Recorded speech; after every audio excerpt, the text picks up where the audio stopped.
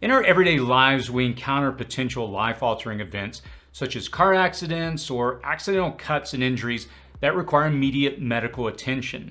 When seconds count, help is often minutes away. In a more prolonged grid-down scenario where help may not be coming at all, having the right gear will literally mean the difference between life and death. In this video, we're going to cover 4 medical kits from Refuge Medical. By going over these, we'll have a chance to look at how these are designed from years of feedback from branches of the United States Armed Forces that have actually used these. I'm always hesitant to refer my viewers to specific products unless I'm sure that they'll meet or exceed their needs, and I believe that these products fulfill that criteria. Here are the 4 main kits: the SOB kit, the IFAK IFAK, the Adventure kit, and the Wound Care bucket. These kits are designed around the March E logarithm. M stands for massive bleeding, A for airway, R for respiratory, C for circulation, H for head injuries, and E for everything else. I'll put timestamps in the description section below if you want to skip around to each of these that we'll cover, along with the links to the kits if you'd like to pick one up and support another YouTube prepping channel, Bear Independent. You can visit their website at refugemedical.com and refugetraining.com to sign up for these classes to learn how to actually use these kits. So let's jump in. The first kit that we're going to take a look at is the SOB. Now, SOB stands for, well, not what you think, but it actually means small of back. Now, the first thing that you're going to notice at the very bottom is you've got a Cat 7 tourniquet, and they purposely put this right on the outside so that you can quickly grab it in an emergency situation. If I were actually carrying this, I would probably take that off. But you can see there's a little strap that holds that in place. So that's going to be your first thing to deal with massive bleeding. So when you open this up, it's a pretty ingenious design. They've got this outer cover, and when you open it up, you immediately get this red handle that you pull and will slide the bag away. It's just a simple bag that protects it. And again, it's got these nice straps that you can attach to the different items. So essentially we've got this self-contained kit that's got the other items that we'll go over. Now you'll notice that we've got a pen. Obviously, if you're using a tourniquet, you want to mark the time. When we open this up and pull out the different items, and again, I'll go through these kind of one at a time. We've got Quick Clot. This is a combat gauze. These are designed to quickly stop massive bleeding. We've got the next one here. We've got our NAR Mini Responder Emergency Trauma Dressing. The next item down, and again, these are all tucked in here, is a NAR Responder Compressed Gauze.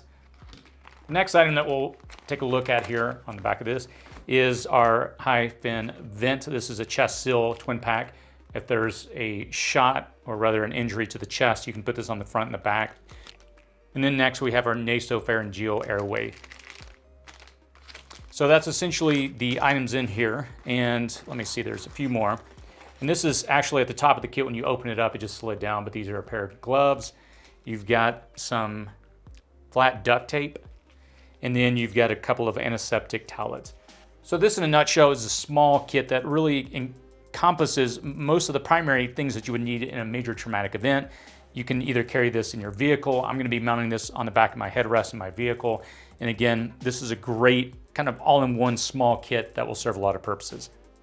Now the next item up is the IFAK IFAK. IFAK, IFAK stands for Individual First Aid Kit. And these, again, are designed to address the March E logarithm when treating life-threatening bleeding, airway and respiratory issues, and more.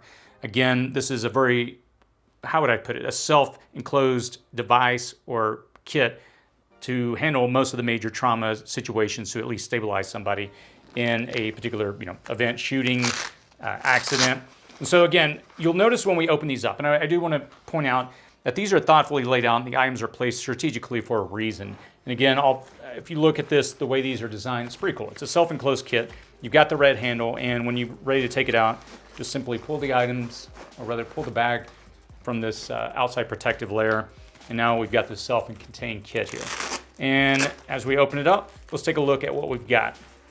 Now again, I'll take the same approach, and we'll kind of run through these different items to give you an idea if you want to build your own IFAK.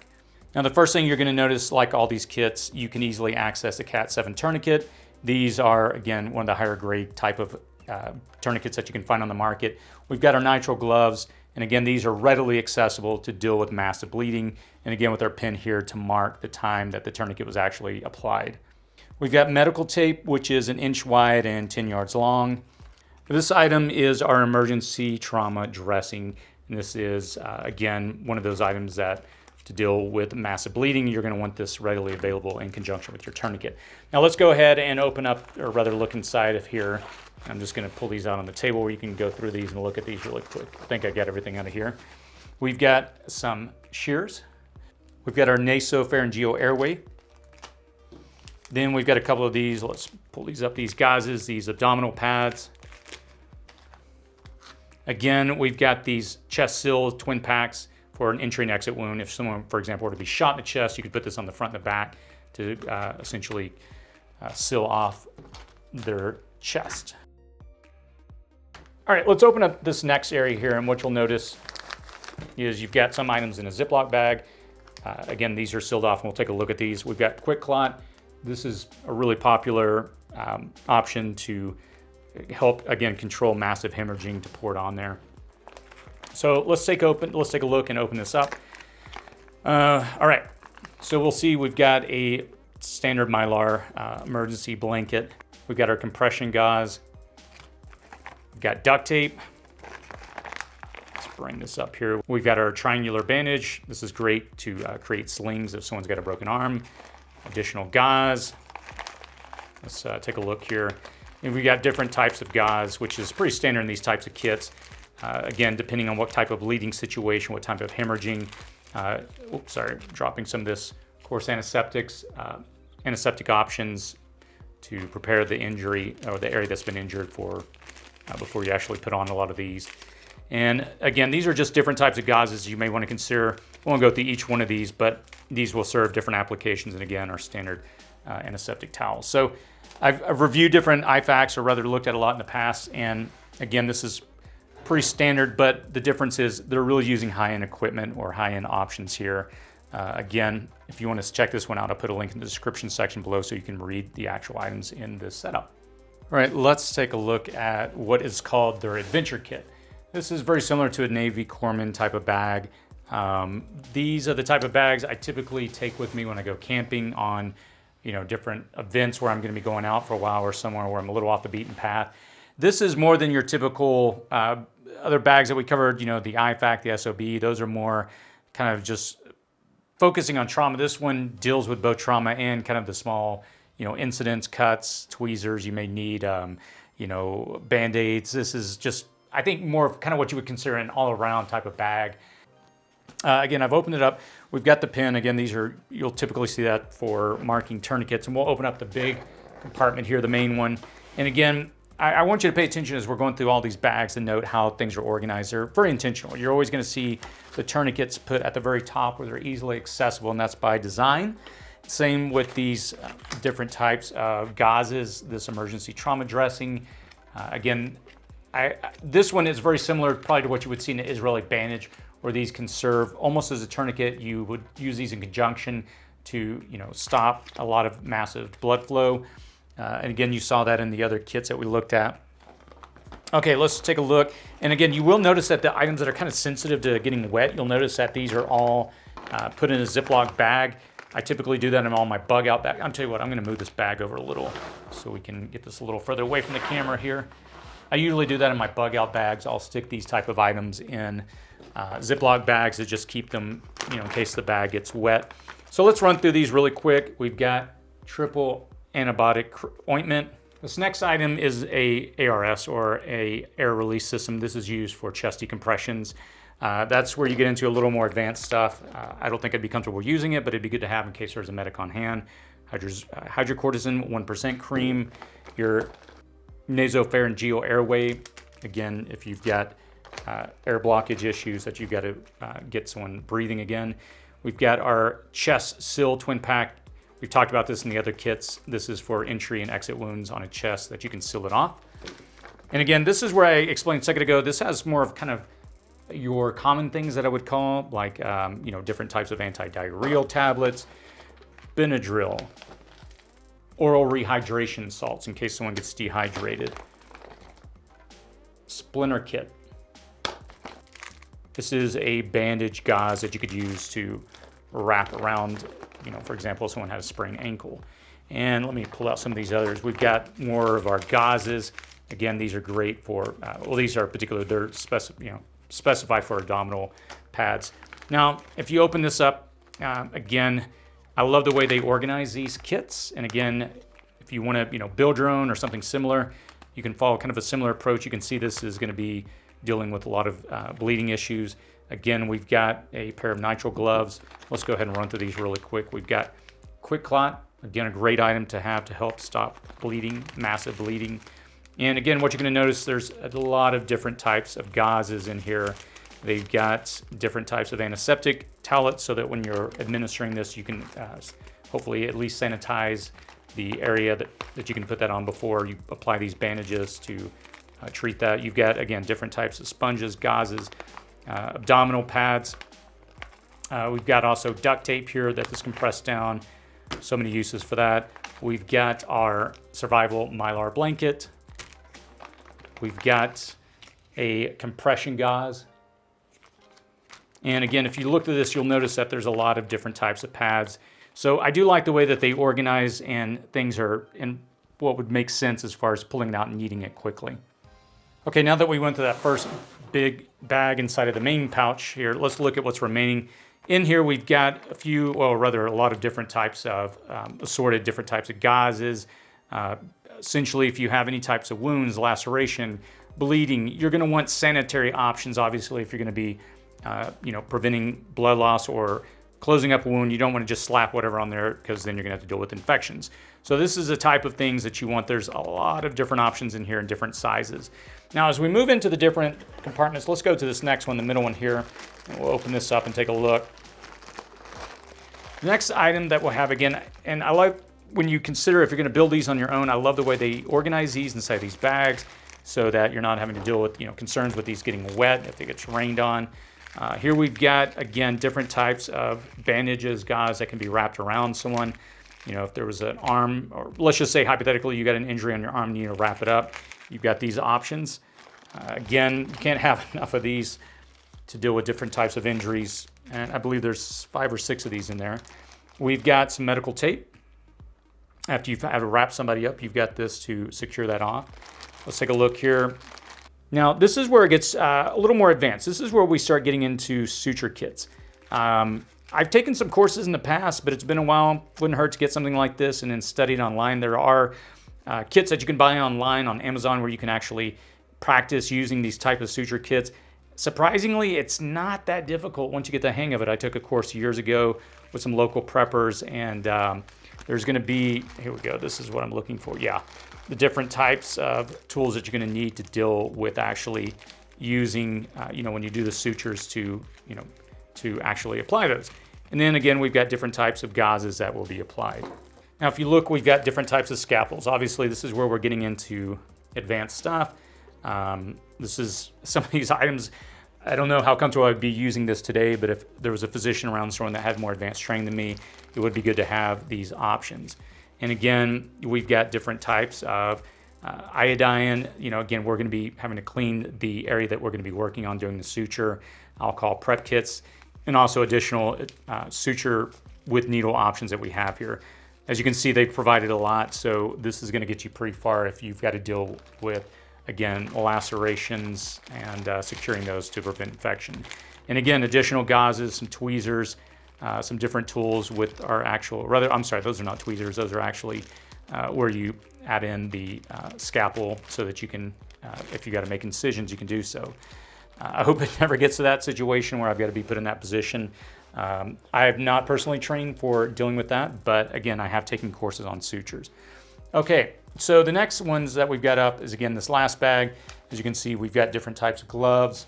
And this one, I would probably put this as more of your kind of everyday type of boo-boo kit. This one is a little more advanced. And again, this is, where we're dealing with a little higher level of trauma in here. This last area, again, if we take a look and we go through these, I'm just going to kind of separate this out so I can put it all back later. We've got I just kind of moved over that really quickly. We've got Band-Aids. And again, I love how they break these items up so that you can keep track, you can keep things organized. You can obviously monitor as you use these and pull them out and replace as you need to. Different types of antiseptic towelettes, different types of burn gels. There's a lot of practical, just everyday, and again, it looks like we're dealing with more burn issues there. Let's take a look at these next ones. We've got a stair strip. We've got a sand splint. That's what I figured would be in here, yeah. Sand splint. And again, you will notice one thing as we're going through here, a lot of this is really high quality. This is not the typical generic knockoff Chinese stuff that you see in a lot of these medical kits. These are actual name brand items. And again, I know for me personally, if it came down to an emergency situation where I'm gonna need these things, I'd rather have quality. We've got some different pain management, Advil, these type of items in here. And then we've got some duct tape. So this is a little more obviously advanced kit than our IFAK. This is gonna be treating a lot more situations. Again, as you saw, we dealt with sutures. So we're getting into a lot more advanced, but with the proper training, and again, I'll post a link in the description section below, I would highly recommend you at least study. If you don't go to any exhaustive training, that there are a lot of videos and a lot of different options online to train for this stuff. This last item that we're gonna cover is the wound care bucket. Before I started the video, I did actually unseal this and take this lid off. It had a seal around it that I had to remove and actually had to use a tool to lift this lid open. So when you get these are sealed off nice and neatly to keep things the way they should be, clean and organized and sanitary for what they're designed for. This one is really designed to address common needs for long-term care treatment after any type of injury. This is going to be a way more advanced kit to deal with someone that may have sustained an injury. They had to get operated. They've got to have a lot of attention. You've got to take care of a wound over time. I've got a lot of different types of kits over the years from different companies that have sent me different options, but I've never had anything like this, and this has been on my list, so I'm glad I've got this. Again, you've got a lot of sanitary type of abdominal gauzes here. I'm not going to go through each one, but I'll put a link to this and you can see all the different items that go in this kit. We've got a lot of different types of gauzes. And again, think from the perspective of someone who's been injured, they've got a wound that we're trying to help them heal, that we're giving them long-term treatment, maybe a month or so. Again, we've got, let me flip this around so you can see it, additional gauzes, sponges that you're gonna have to switch out periodically if someone's been injured. Let me pull some of these out here. We've got even more abdominal types of pads. Got a lot of gloves, as you can see. Again, we're thinking from the perspective of, being sanitary. You have to think if someone's been injured, the biggest issue is keeping that wound clean, keeping it sanitary. If you start getting sloppy and they contract some type of, illness or rather some type of infection, they're gonna go downhill really quickly. We've got a lot of different bandages, got different types of tape, triple antibiotic ointment, different types of tape to hold these gauzes in place. Let's pull this out and take a look here. Surgical instruments kit, minor surgery. I'm glad I have this. I would hope I would never actually have to use this. But again, if you've got somebody on your team that has more advanced medical skills, this is where this is going to come in handy. And again, if you are looking at a kit like this and you realize you need training, again, I'll refer to the link in the description section below if you want to check out their training courses. We've got additional gauzes. Let me see what else I can get out of here. I'll be pulling out a lot of gauzes. I'm not going to bore you by repeating the word gauzes, but as you can see, there's a lot. And again, think from the perspective of long-term treatment for somebody that has been injured. Most of the bags that we've looked at so far, the kits rather, are designed to stabilize, to deal with the initial trauma after an event. This is now where we're getting into long-term treatment. We've got some shears. I'm sorry, I'll bring that back into frame. And then let's see what else we've got. We've got hydrogen peroxide. Again, we're having to think about treating this individual, keeping that wound sanitary and keeping it clean, and continue to treat it. Got isopropyl alcohol. And then let me see, what is the last item that we have in here? We've got probably betadine. Yep, iodine. So as you can see, this is pretty comprehensive. Again, I took some training several years ago through a prepper group, and these are some of the items that they covered as well. Having a lot of gauzes. I remember that was the one thing they said. They can't recommend you have enough gauzes, and I'm glad I've got this, again, having to deal with different treating wounds. So hopefully this gives you an idea. If you're gonna build out something on your own, something like this would be a great setup. And again, I love the options that they have in here. I'm sorry, there was another iodine that I missed in there. So there's actually two, dealing with pre-treating that area before you're actually having to perform a surgery or, having to actually go in on somebody. So again, if you have any questions or comments, please post those below. Hopefully this video gave you enough information to get you started on either building out your own medical kits based on your specific needs or providing you with a resource where you can pick these up. Another important resource, if you want to get serious about medical training, is to visit their other website, refugetraining.com. On this website, they do offer classes you can attend to learn how to actually use these kits. If you have any questions or comments, please feel free to post those in the comment section below. Again, you can visit refugemedical.com online. I'll post links to all these products in the description and comment section below. As always, stay safe out there.